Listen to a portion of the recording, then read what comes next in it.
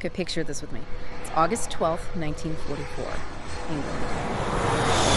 Freezing cold, pitch black night. The air on this tarmac is just thick with the smell of, damp earth and that high-octane aviation fuel. And standing there, right under the wing of this huge bomber, is a young American pilot. He's smoking, taking these long drags from a cigarette, just trying to calm his nerves. Yeah. But if you could zoom in on him, really look close, you'd see his hand is shaking. And that tremor in his hand, it tells you everything. This isn't your standard pre-flight adrenaline. This is a man who knows he is standing on a precipice. Right. He knows the mission he's about to fly is. It's unlike anything he or really anyone has tried before. In his mind, this is, well, for all intents and purposes, it's a suicide mission. That's the part I just can't wrap my head around. Well, I mean, usually the goal is to come back, right? Have a beer at the mess hall. Exactly. But this guy, he stamps out the cigarette, pushes down that terror, and just walks to the cockpit. And the craziest thing is, he didn't have to be there. He volunteered. He actually fought to get on this plane. And that single walk across the tarmac, that one decision to climb that ladder into the cockpit, it kicks off a chain of events that in a split second will completely rewrite the history of the 20th century. Welcome back to the Deep Dive. Today, we're unpacking a story that honestly feels more like a thriller movie than actual history. For decades, it was buried under secrets, redacted files, the whole 9 yards. This is the story of Operation Aphrodite. It's just a fascinating case study. Our mission for this deep dive is to explore how one tiny microscopic wiring error, and frankly a very complicated, almost toxic rivalry between two brothers, how that completely shifted the timeline of American. So we're going to see how a tragedy in the skies over England essentially created the modern world we live in now. We are. Okay, let's start with the guy on the tarmac, the pilot.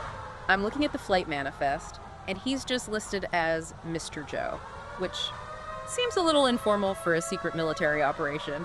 Who is this guy? Mr. Joe is a pseudonym, but not a very good one. This is Lieutenant Joseph P. Kennedy, Jr. And to get why he's shivering on a tarmac, that last name, Kennedy. Right, the Kennedy. Exactly. Wealthy, politically connected, unbelievably ambitious. Okay, so we all know the Kennedys, the politics, the tragedies. But when you think of the golden age of that man, the president. And that's the biggest misconception of all. In 1944, Jack John F. Kennedy, he was the spare. Joe was the heir. Aaron the spare. Their father, Joseph Kennedy Sr., had this master plan. And he explicitly pitted the brothers against each other from the time they were kids. It wasn't just, get good grades. It was, you must win. You must be first. No. And Joe was the one. The star athlete, the natural leader. The family plan was clear. Joe was going to be the first Catholic president of the United States. That is an insane amount of pressure to put on a kid. Hey, son, you're the senior leader of the free world. No pressure. Exactly. But then the war just throws a wrench into gears. Or I should say the younger brother does. After Pearl Harbor, they both joined. But early in the war, Jack, the younger one, ends up in the Pacific on a PT boat. PT-109, the famous story. Right? And we all know it.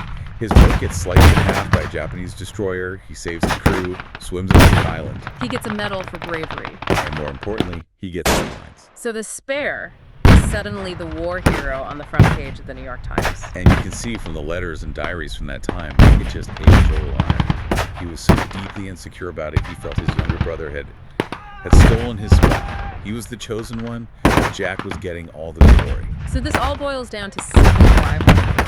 Global stage of high explosive, yeah. Joe had actually flown enough combat missions. He could have gone home. His tour was done. He could have just left. He could have rotated back to the States, been safe, started his political career. He refused. He needed something bigger. He needed a medal that would outshine Jack's. He had to one-up saving his entire crew from a shipwreck. Precisely. So when he hears about this top-secret, incredibly dangerous mission called Operation Aphrodite, he doesn't just sign up. He lobbies for it. He aggressively pursues it. This was his ticket. All right, let's talk about the mission itself. Operation Aphrodite sounds but what was the actual objective here? The objective was born of pure desperation. The Nazis losing on the ground, but Hitler has unleashed these vengeance weapons. The V1 and V2 rocket. It's a terror weapon. One's just raining down. Exactly. The world's first cruise missiles and ballistic missiles. You'd hear this buzz, then silence, and then just an explosion.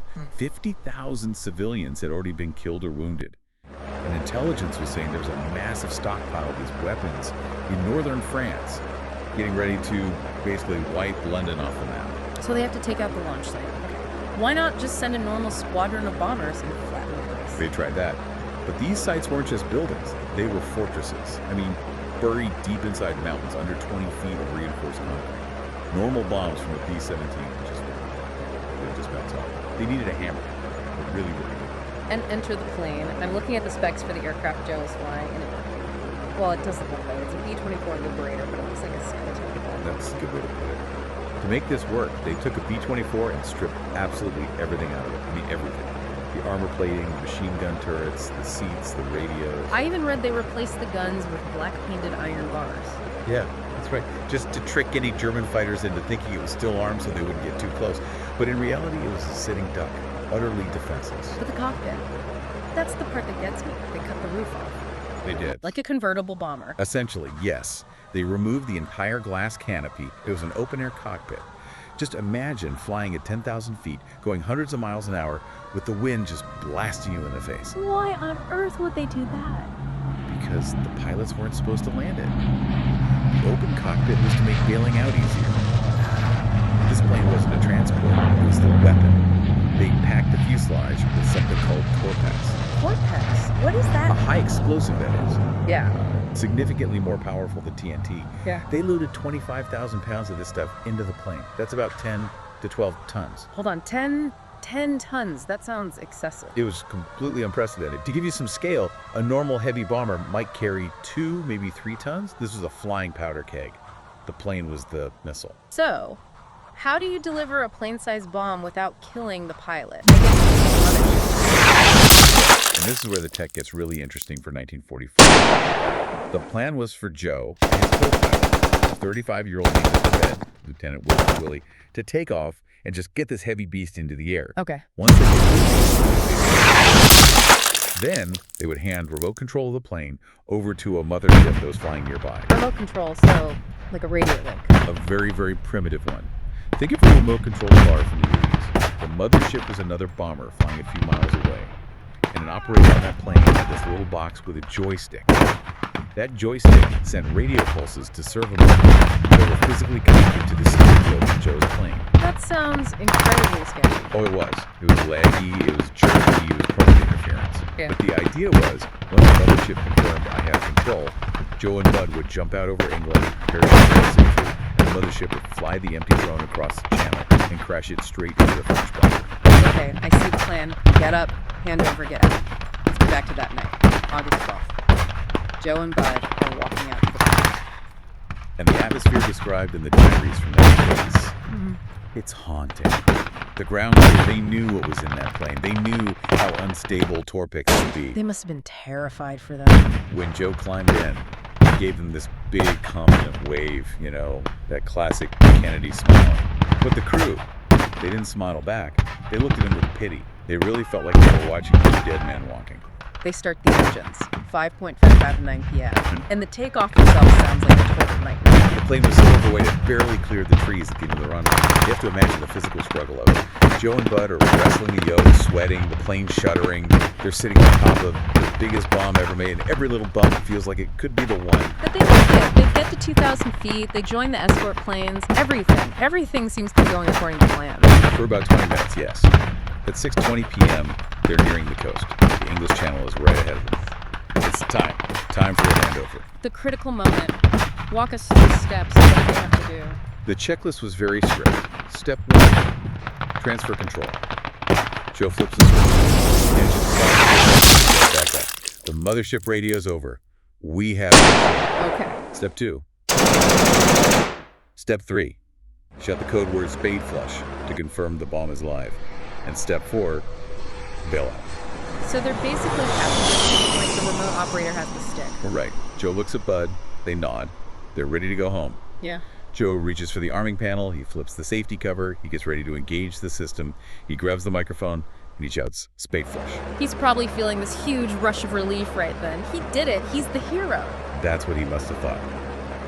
But This is where we have to talk about the engineering. Yeah. And this part is just so tragic because it's so small. The wiring error.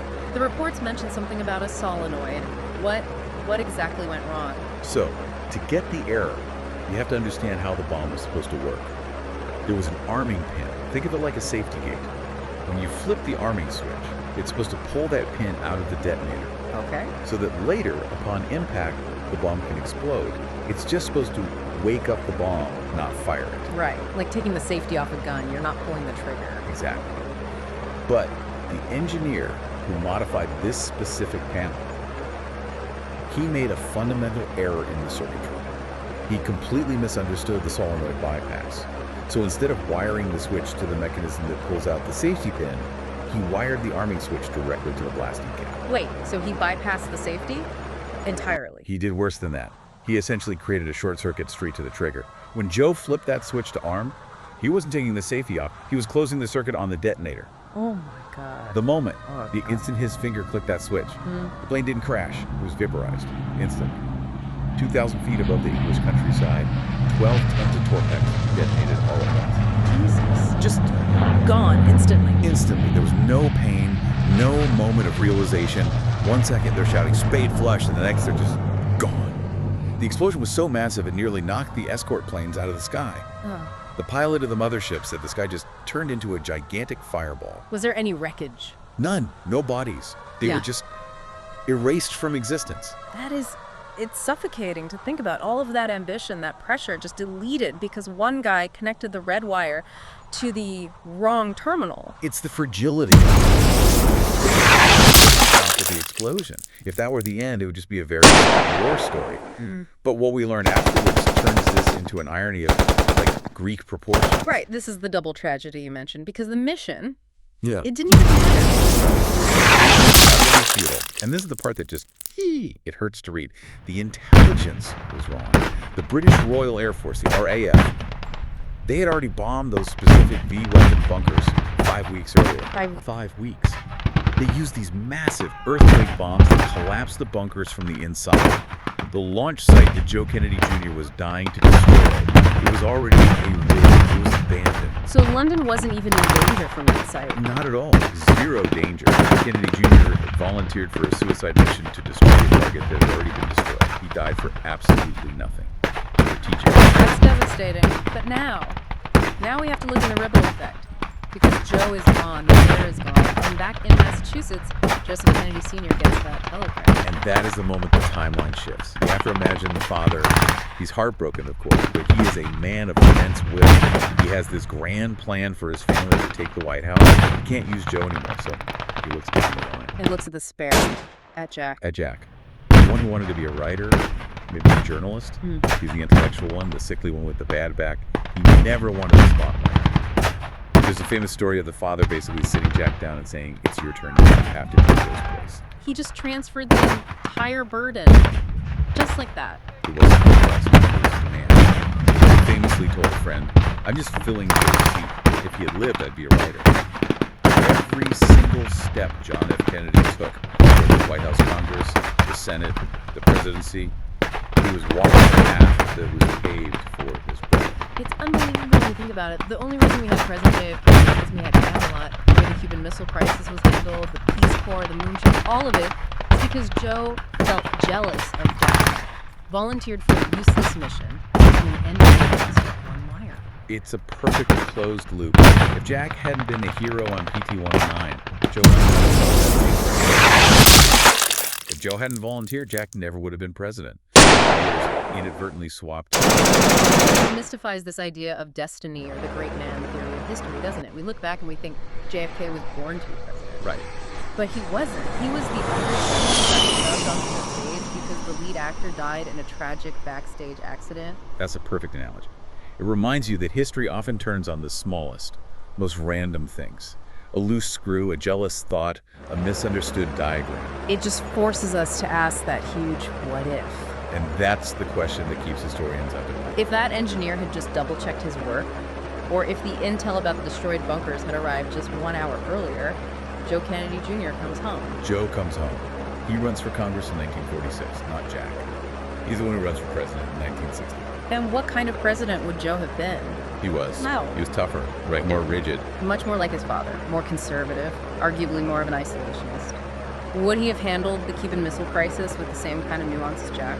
Would he have pushed for civil rights in the entire geopolitical landscape of the 1960s? It would have been radically different. We are living in the timeline created by that one explosion. We are. The modern world is, in a very real sense, the fallout of Operation Africa. Wow. That is a lot to process. It's a story about technology, war, family trauma, and just the absolute chaos of history. It's a heavy one. But it's a story that deserves to be known. It honors the sacrifice, even if that sacrifice was so tragically unnecessary. Absolutely. Well, thank you for walking us through the weeds on this one. It completely changes how I look at that entire era. My pleasure. And to you, our listener, thanks for joining us on this deep dive. As you go about your day today, just think about that one wire and think about how fragile the future is.